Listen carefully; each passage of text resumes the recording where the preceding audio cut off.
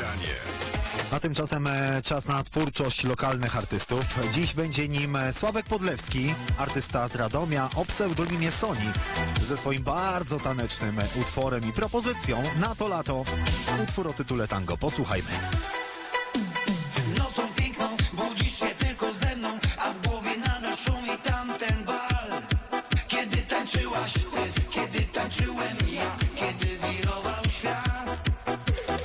Dlatego chodź kochanie, to powtórzmy, tak to róbmy znów.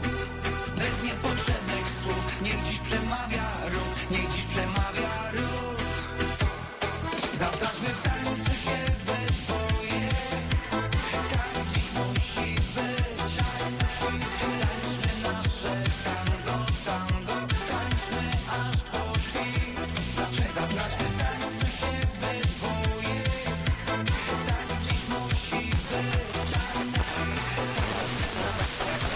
Csődön lemezre, négyzethálóra, beton a célra, lapos a célra, elektródára, vágókorongra, ereszcsatornára.